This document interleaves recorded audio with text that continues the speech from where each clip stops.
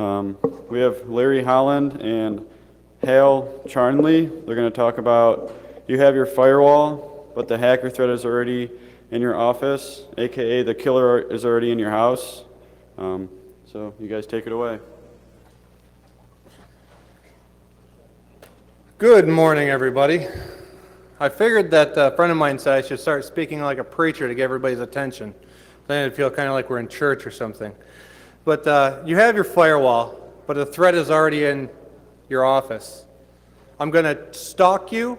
I'm going to follow you around every corner.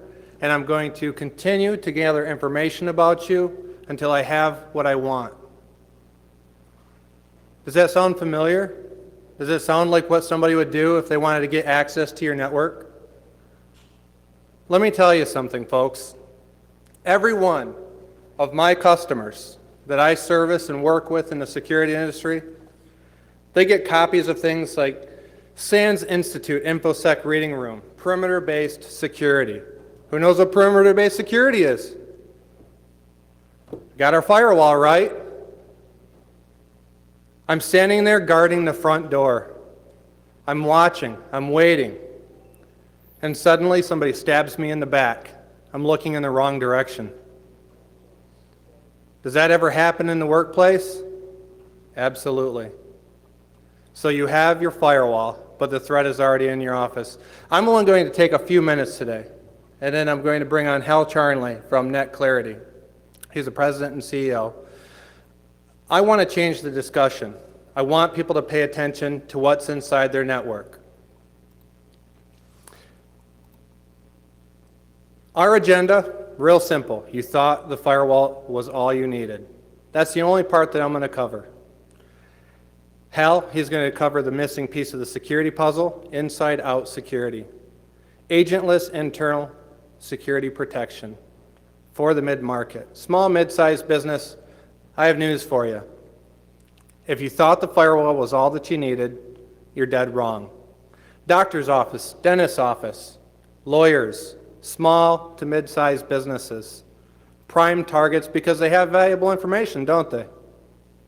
Social security numbers, telephone numbers, addresses. These statistics, I could go on and tell you every one of them, they're all true. And it all boils down to one thing. Everybody is targeting the smaller organizations. Why? Because they thought a firewall was all they needed, right? They thought, hey, I bought that Sonic wall. Hey, I have a Checkpoint ASA, Cisco ASA. I have everything. That's all I need. And the hacker was already in their house. They're stealing everything, and they don't even realize it. Keyloggers, backdoors, tampering, pretexting, everything's there. It happens. Does your firewall stop it? No. The hacker was already there. How do breaches occur? Again, statistics, statistics, statistics. The only one that I care about on this entire list, 69 and 81%. That's a super majority. They're happening right there in the office behind the firewall. When we look at where the attacks are coming from, it's boiling down to one spot. Small to mid-sized enterprise, they get their device, they think that's all they need, and lo and behold, the information's being continuously gathered, information's being sold, whether it's a government office, a small government office, an agency, anything that's a small to mid-sized entity, they think that they only need that firewall. Or they jump on the bandwagon and say, all I need is an identity engine. That'll protect us. How many of you bring your own device into work? How many of you got jobs? Way to go. Let me tell you, when you bring your device into the network, do you have to really do anything much to get access? You plug it in, right? How many of you are hackers? All right, that guy, he's got a job, he's a hacker. He's stealing your information if he wants from a device that you allowed him to bring in. Does that make sense for security professionals to say, I'm going to sell you a firewall? Makes sense for a hacker to sell them a firewall, right? So when it boils down to the numbers, we can all say, I feel secure if I have checkpoint solutions. I feel secure if I have Cisco ASA. I feel secure if I have a device at the perimeter. Until you're ready to change the discussion and say, we need a device that's watching internally the network for the hacker that's actually there, that's when you're actually going to be doing the right thing in the security industry. I don't want to take up a lot of time today. I just want to set the stage to say, hey, the firewall isn't enough. You're going to get stabbed in the back. Hal Charnley? Thank you, Larry. I've never had to speak after a preacher and be done before lunch in my life, so this is a first. So, we'll talk a little bit about internal security and where that fits into your overall security solution and architecture. It's a very, very critical piece of the puzzle. We're not saying that it is going to replace firewalls, it's going to replace your endpoint security, or it's going to replace your IPS, IDS systems that you already have. What we're saying is that those three types of technologies in combination is not adequate to deal with the threats that exist in today's world. And the way we approach that is from a asset management and access control standpoint, looking at vulnerabilities for assets, including our friend here that's going to bring his device to work, get on the network, and propagate malware from his personal device to all of our corporate devices. So we all know about the firewall market, the external intrusion defense market. Firewalls have been around for a long time. And the firewall market back in the 80s was really focused on the larger organizations, the Fortune 1000 companies who, A, were smart enough to know that they realized they needed to do something, and second, they had the budget to deal with the cost of the equipment and the cost to deploy that equipment. Over time, those very large, modular, complex systems became much more affordable, became integrated into a single box solution. And then today, you can go to Staples or Radio Shack or Best Buy and buy a consumer-grade firewall for $29 or $39, and it's a $15 billion annual marketplace today. The point of this slide is that external security market, it started at the top, at the largest organizations, and then over time, 20 years or more, started to move down into the consumer SOHO market. And we're seeing that same trend starting to occur for the internal security market, but with about a 15-year delay, and we'll talk about that in a minute. So what's driving some of the issues and concerns around and the need for internal security solutions? First and foremost is BYOD. In our business, we have seen probably in the last 6 months, the interest level and kind of the reason that people are approaching us has shifted from I need more security or I'm concerned about compliance to I need to deal with BYOD. I need to deal with that from a policy perspective. I need to deal with it from a technology perspective. I need to deal with it from an employee morale perspective, et cetera. And it's a very complicated problem to deal with. We need to deal with personal devices. We need to deal with corporate devices. We need to deal with wired connectivity and wireless connectivity. And we need to deal with a variety of different operating systems. So when we talk about devices, this could be a barcode scanner. It could be an iPhone. It could be an Android. It could be a Galaxy tablet. It can be any brand of laptop, etc. And if I'm the president of the company, I don't own these devices. If I have some technology that's agent-based, they probably don't have an agent for every device that's out there. Matter of fact, they don't. And who am I to be installing an agent on a device that I don't even own? So it creates a tremendous set of practical, policy, and technical problems for every organization today. And if you look at some of the statistics, by 2016, more than half of enterprise email users are going to be using a mobile device as their primary device for getting their email. And if we look at some of the other statistics on where successful breaches are occurring today, and where those breaches originating, it shifted from being external threats to now being internal threats. And that's what's really creating a market for internal security solutions. But I have endpoint security. I have I have AV, I have malware detection on all my laptops and all my desktop computers in the organization. I should be safe. I should be safe from this zero-day malware. But you're not safe from the guy that's going to bring his device into the office. You're not safe from, malware that can propagate through devices that don't have antivirus and malware endpoint solutions today. So one of the things that's important when you're looking at an internal security solution is to find a solution that can deal with non-Windows devices and the vast array of wired and wireless devices that are out there today. So what that's done is it's created similar curve, similar concepts as we saw with the external firewall market just a minute ago, but it skewed the whole time frame by about 15 years. And in the mid-2000s, in 2006 or thereabouts, was where the first, kind of access control solutions came into the marketplace. They were agent-based, they were complex, they were very difficult to deploy. They did not solve or even attempt to solve the BYOD dilemma. And I don't know if you heard some of the comments in the presentation prior to mine about, patch levels, et cetera. The orientation of the early internal security solutions and access control solutions were all around ensuring the latest patch level, ensuring that AV had been run and there were no viruses and had been run in the last 24 hours and it came back clean.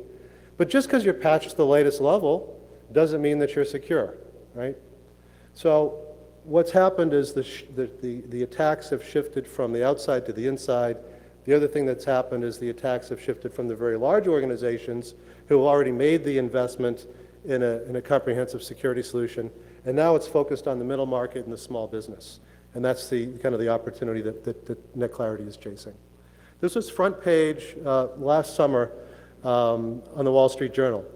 And it was about a full-page article with a lot of pictures and graphs, and it talked about how hackers are shifting their attacks to the small firms. Why? Because it's easier. Why? Because they think a firewall is all they need. It's not all you need. You need a lot more than that. So the real security problem is CVEs, right? There's a lot more viruses and strains of malware than there are CVEs. So if we can take an approach, if you take an approach to look at finding the root cause and going after the root cause of viruses and malware and exploitations of corporate networks, and go after the CVEs, and to interrogate the devices that are on your network, look for the CVEs, and make sure that the IT manager is made aware of those exposures, and that he can do something about them before they're exploited, then we don't have to worry about our endpoint antivirus software catching the virus after it's already infected that particular device. So we take, and we believe that the right approach is to look at more of the root cause rather than trying to treat the patient after he's already got the disease. So let's talk about a solution that can be brought to the market that is affordable and that can deal with this burgeoning internal security threat. So we make a family of internal security appliances ranging from the bottom, very handheld device that can be literally mounted on a wall or underneath a desk, all the way up to rack-mounted enterprise units that really do three things. They control who gets on your network and make sure that nobody gets on your network that you don't want on your network. Number two is they harden your network from the inside out by making sure that all of the trusted devices that are on your network don't have CVEs that are above a predetermined threshold. And in the event that they do have those CVEs, that we provide some mitigation assistance. And then lastly, we make sure that any device that's going to get on the network isn't already infected. What else is important in looking at internal security? You don't want to have a big appliance that's sitting in line right inside your firewall where every bit of network traffic needs to go through. It becomes a bottleneck. It becomes a single point of failure in your network. So you want to look for a solution that's out of band, that's not inline. Secondly, and critically important, is you need something that's agentless. If a solution requires agents, there are not agents for every IP device that's made today. There's no agents that can go on your IP-based video surveillance camera that you have in your lobby. And it can still have vulnerabilities, and it can still be exploited, and it can still be the entry point into your network for that hacker that's already inside your building. So from kind of the top down, the way that these types of solutions work is, first thing is you need to know who's on your network. So we're going to go out and agentlessly discover who's on your network. Plug the box in, out of band, put it in discover mode. It is going to go identify and find all of the devices on your network, wired or wireless, and it's going to agentlessly fingerprint them. It's going to identify the manufacturer, the MAC address, the IP address, the operating system, the patch level of that operating system, agentlessly. From that list, you're going to build a trust list, and you're going to say, these are the 114 assets that I want on my network, and I want them on certain parts of my network. I want them on this VLAN or that VLAN. I don't want them to have access to all of the PII that's contained in my organization. And then that policy needs to be enforced, such that if Larry's allowed to get on our engineering VLAN, and he's a trusted employee, and he now tries to get on our sales VLAN, we're not going to let him. We're going to block him. Just as if a cyber criminal is trying to get into our network, or a trusted asset that has an infection or a CVE that's above a certain predetermined threshold tries to get on our network, they will be blocked, and they'll be blocked agentlessly, which is very, very important, particularly when you're talking about a BYOD phenomenon. One of the things that's important is there's a lot of stuff going on inside your network, is to be able to get a crisp and high-level snapshot of what's happening in that network. And one of the things that the way we look at internal security is based on threats, vulnerabilities, and assets. And we have this risk profiler, which gives you a quick snapshot and visibility into what's happening in your network. Do you have untrusted assets that are being blocked? Do you have CVEs that are above a certain threshold? Do you have assets that are infected with malware? The other thing we find is a lot of organizations are distributed, right? They have multiple sites, but at those remote offices, they don't have an IT staff. So the need to have an enterprise solution with a command center that can configure and control and monitor those remote sites becomes critically important. So a typical deployment for this type of a solution is you have an enterprise solution that's sitting at your headquarters where your IT staff is. You have one or more remote boxes. Up to 250 remote appliances can be controlled by a single enterprise appliance. And each of those remote appliances is dealing with the assets that are trusted and allowed in that local office, and also ensuring vulnerability scans, et cetera, and compliance reporting for those remote offices.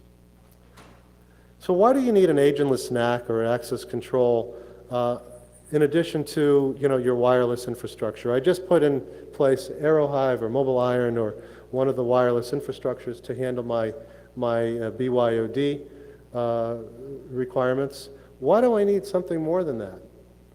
Well, we need to make sure that that device that's connecting to the network is connecting to the right part of the network. We need to make sure that that device that's employee-owned isn't infected with malware. And we need to make sure that that device that's employee-owned doesn't have any high vulnerabilities. And we want to make sure of those things before that device is connected to the network. And your wireless infrastructure isn't going to do that. The wireless infrastructure is going to provide you some level of password protection and encryption, but it's not going to do anything to ensure that that particular device gets in the right spot and is a secure device when it's accessing the network. There was a study done recently by Verizon about the breaches that occurred originating inside the firewall, and what it would have cost for all organizations and large organizations to remedy that. And they put it in kind of a three different categories: simple and cheap, intermediate, and difficult and expensive. And what's interesting is that this study concluded that the investment that was required to mitigate these threats that originated inside the firewall, for the most part, fell in the simple and cheap category. And that's the opportunity that we and others are going after in this marketplace. So with that, I'll open it up to if anyone has any questions. Yes?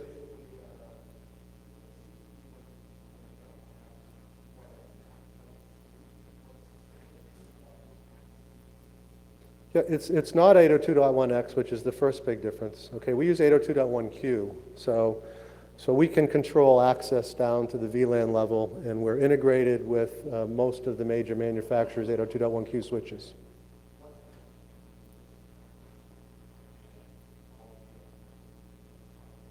Well, the vast majority of the other NAC solutions are 802.1x agent-based, number one. So from an agentless, so first thing is we're agentless. Second thing is we're non-inline.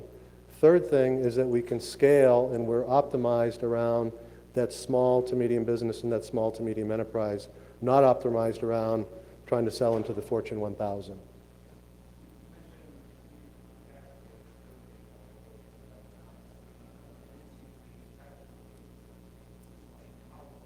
Yep.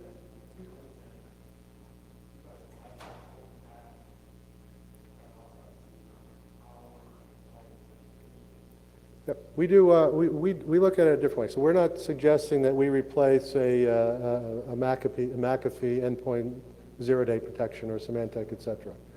They're looking at it from a heuristic point of view and a signature point of view. So and there's about 90 of those vendors out there that make great endpoint AV and zero-day protection. None of them are 100% effective, right? There's always that last window where the signature hasn't been created, the device hasn't downloaded the latest database, et cetera. So what we're doing to augment that is we're looking for basically destination IP addresses that would match a list of known Malcon sites. So we're looking for any type of traffic that's going back to a known malware callback URL. We don't know what kind of malware you have, we don't know where you got it, but there's no reason you should be sending a single packet to that particular site. We do some light packet inspection, so we either connect to the span port of the switch and look at a mirror port and look at it that way, or use an NTAP device off of one of the ports in the back of our appliance. Yes, sir.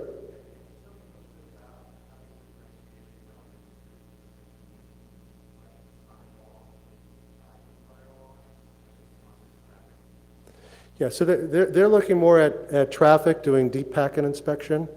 We're looking at, as a primary level, we're looking at assets. So we're more concerned about MAC addresses and devices as opposed to looking at packets and controlling user behavior and making sure that, the bad packets don't get in and only the good packets get in. We're not doing anything in that regard. We don't know if we're saying the device is authorized, it can get on the sales VLAN and it's not infected. What that device does once it's on the VLAN, we have no visibility. That's kind of, another